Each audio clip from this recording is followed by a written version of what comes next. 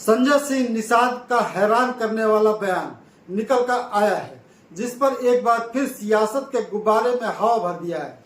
Chhaava cinema release होने के बाद जहां देश भर में औरंगजेब के मजार को लेकर बाजार खड़ा हुआ है, तो वहीं यूपी में निषाद पार्टी के मंत्री ने 7 दरोगाओं के हाथ पैर तुड़वाकर गड्ढे में फेंकवाकर यहां तक पहुंचा हूं बोलकर बखेड़ा खड़ा कर दिया है। बोला तो बोला, वे अपने बयान पर, अपने आंदोलन के तर्कों पर कस कर अड़िग भी है।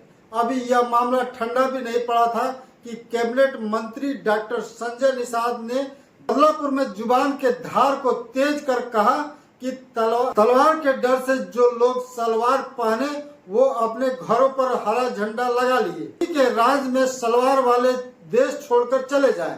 त्योहार मनाने वाले ही यहाँ रह सकते हैं। डॉक्टर निषाद संवैधानिक अधिकार यात्रा लेकर जौनपुर पहुंचे थे। उन्होंने गाजी मियां के मेले पर रोक के फैसले का स्वागत किया है। ऐसे में विपक्ष अभी हमलावर हो चला है।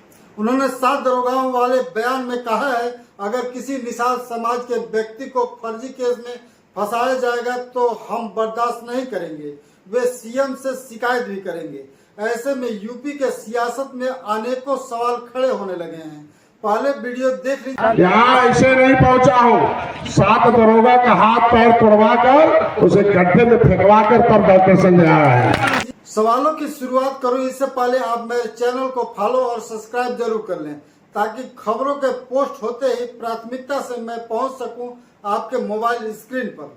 सवाल यह है कि वे दरोगा कौन हैं, कहां हैं और किस हालत में हैं, यक्ष प्रश्न बन जाता है। यह भी प्रश्न खड़े हो जाते हैं कि क्या जिस गड्ढे में उन्हें डाला गया, क्या उसके ऊपर मिट्टी भी डाल दी गई, या वे दरोगा अब भी सही सलामत अपने परिवार के साथ सकुशल हैं, जो जांच का विषय बनता है। एक वो बात होती है जैसे कोई छोटा बच्चा किसी बड़े से उलझ जाता है तो हवा में तीर छोड़ने लगता है।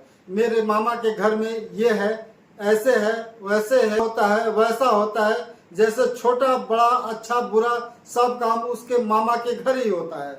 या फिर बहुतेरे ऐसे भी लोग मिल जाते हैं, आपको भी मिले होंगे तो कमेंट बॉक्स में बताइएगा। जैसे फेंकते हुए कहते हैं, मैं फलाना जगह से आ रहा था, बदमाशों की टोली मिल गई तो वे सब सामान स्वतः ही दे दिए।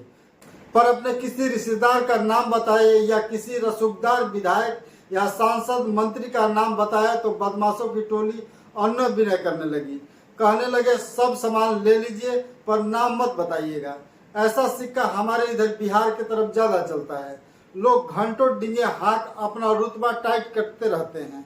एक दौर था जब ऐसी डिंगों के बीच शहाबुद्दीन का नाम लोग फटाफट लिया जाते थे।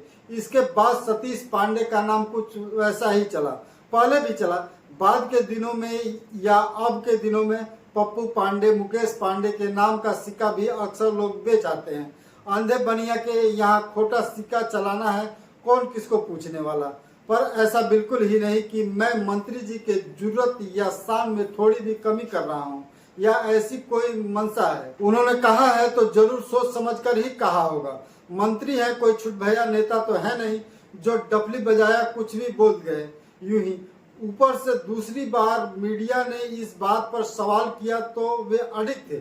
उन्होंने कहा आंदोलन और आत्मरक्षा हर इंसान का धर्म है, जिसके लिए वे यदि वैसा किए तो कोई डर नहीं है।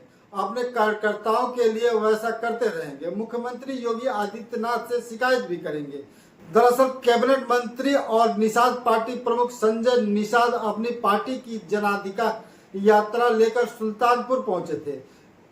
यहाँ पर उन्होंने पुलिस को लेकर विवादित बयान दे दिया और कहा गया कि 7 दरोगा का हाथ पैर तुड़वाकर उनको गड्ढे में फेंकवाकर यहाँ तक पहुंचा हूँ। चूंकि बात यह है कि होली के दिन सुल्तानपुर में एक घटना घटी थी।